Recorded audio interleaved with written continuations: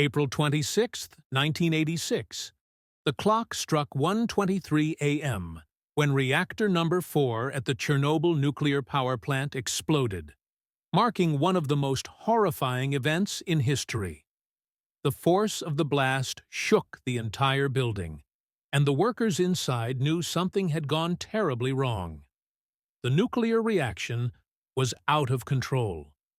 A worker quickly pressed the emergency shutdown button to try and stop the disaster.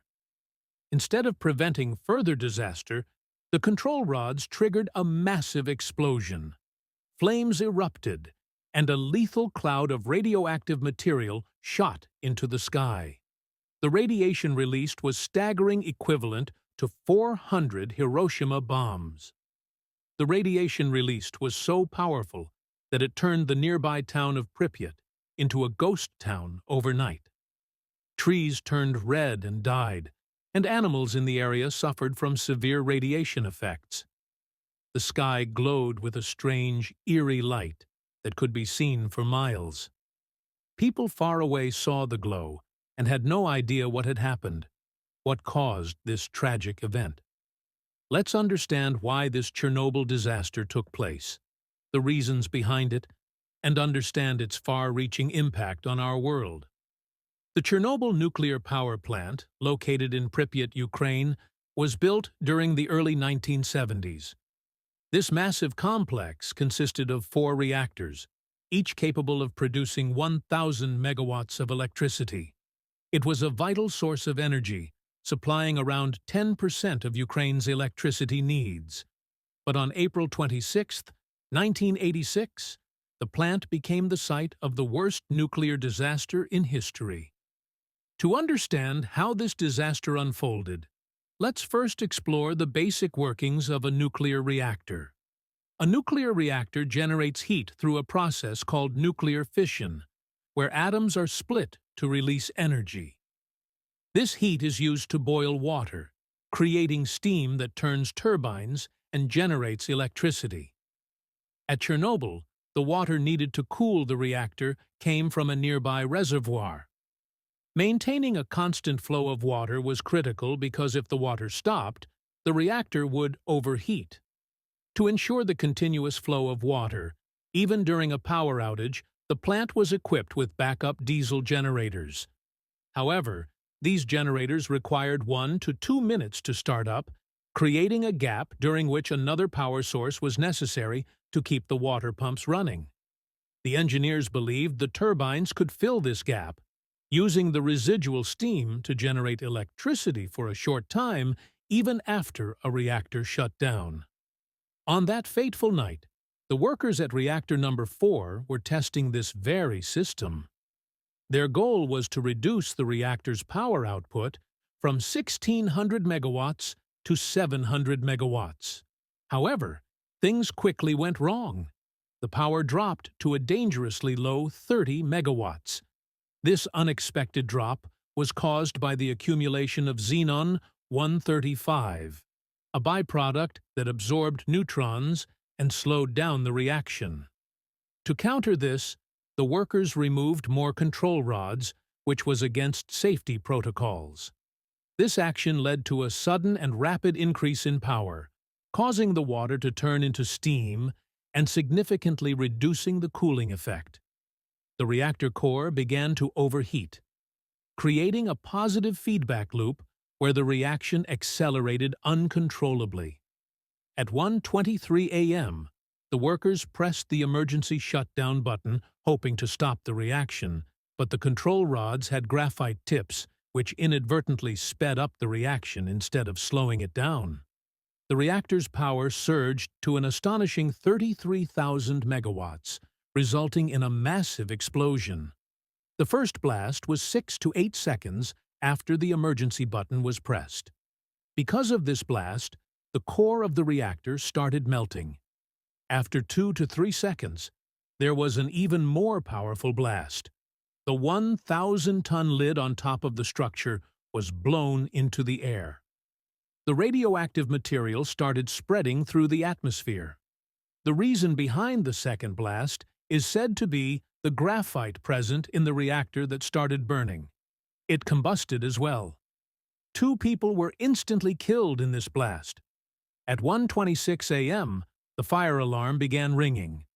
Firefighters reached the spot. Initially, the firefighters didn't have an idea of what was happening there. When they reached the place, they assumed it was a normal fire. But this fire was caused due to graphite. It wasn't about to die down easily. It took more than 10 days to put out this fire. Helicopters were called in to drop thousands of tons of clay, sand, boron, and lead from the sky. These elements can reduce the spread of radiation. The immediate aftermath of the explosion was chaotic and tragic. The nearby town of Pripyat, home to the plant workers and their families, was not evacuated until 36 hours after the explosion. By then, residents had been exposed to high levels of radiation. Approximately 49,000 people were evacuated, believing they would return soon, but they never did. Initially, the Soviet government tried to keep the disaster under wraps. However, high radiation levels were detected as far away as Sweden, forcing them to admit the truth. The world was horrified by the scale of the disaster. Speaker 1. 04.34291. There has been a nuclear accident in the Soviet Union, and the Soviets have admitted that it happened. The Soviet version is this. One of the atomic reactors at the Chernobyl atomic power plant near the city of Kiev was damaged, and there is speculation in Moscow that people were injured and may have died. Speaker 0. 0450.028. In the weeks that followed, thousands of workers, known as liquidators, were brought in to clean up the site. These brave individuals worked in extremely dangerous conditions with minimal protection. Many later suffered from radiation sickness and other severe health problems. The reactor's intense heat caused the base to crack, threatening a third explosion. To prevent this, 3 courageous workers, Alexei Ananenko, Valery Bespalov, and Boris Baranov, dived into a radioactive water tank to drain it, risking their lives to save millions. They managed to open the valves and drain the water, averting another catastrophe. After the initial explosion and fire, the situation at the Chernobyl plant remained dire. The fire continued to rage, and the reactor core was still producing dangerous levels of radiation. The first priority was to extinguish the fire and contain the spread of radioactive material. To do this, the Soviet government deployed helicopters to drop sand, clay, boron, and lead onto the burning reactor. These materials were intended to smother the flames and absorb some of the radiation. Despite these efforts, the fire continued to burn for 10 days. The radioactive smoke billowing from the reactor spread across large swathes of Europe. It was detected as far away as Sweden and the United Kingdom. The radioactive particles contaminated the soil, water, and air, posing severe health risks to people and wildlife. The decision to evacuate Pripyat came too late for many residents who had already been exposed to high doses of radiation. The evacuation process itself was chaotic. Residents were told to pack lightly, as they would only be away for a few days. In reality, they would never return to their homes. The streets of Pripyat, once bustling with life, became eerily silent. The town was left as it was, frozen in time, with personal belongings, toys, and everyday items scattered around. As the scale of the disaster became apparent, the Soviet government had no choice but to mobilize a massive cleanup operation. The liquidators, who were soldiers, firefighters, miners, and volunteers, were tasked with decontaminating the site. They worked tirelessly to remove debris, bury contaminated soil, and construct a temporary sarcophagus over the destroyed reactor to contain the radiation. This was extremely hazardous work, and many liquidators later developed serious health problems Due to their exposure to high levels of radiation, the initial sarcophagus was built in haste and was not designed to last indefinitely. Over the years, it began to crack and leak, posing a renewed threat of radiation release. To address this, an international effort was launched to build a more permanent solution. The new safe confinement, a massive steel structure, was completed in 2019.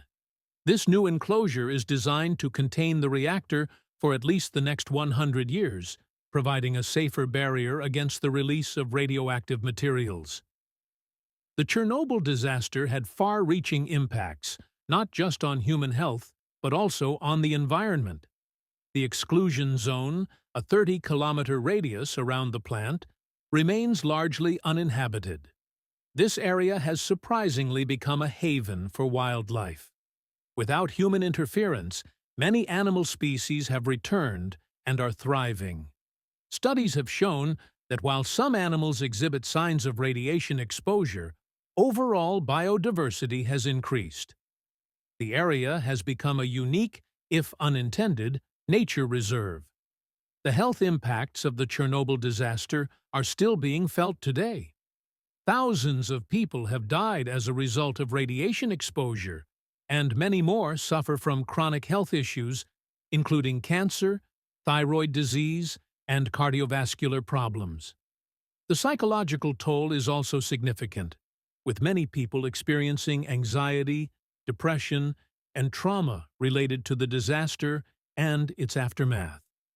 In response to Chernobyl, many countries reviewed and strengthened their nuclear safety regulations.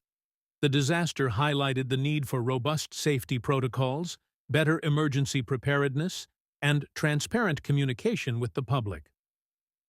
The World Association of Nuclear Operators, WANA, was established in 1989 to promote the safe and reliable operation of nuclear power plants worldwide.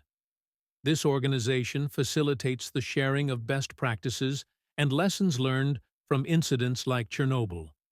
Today, Chernobyl is a place of interest for scientists and tourists alike. Researchers continue to study the long-term effects of radiation on the environment and human health. Tourists visit the site to learn about the history of the disaster and witness the eerie, abandoned town of Pripyat. The site has become a symbol of human resilience, scientific inquiry, and the ongoing quest for safety in nuclear energy.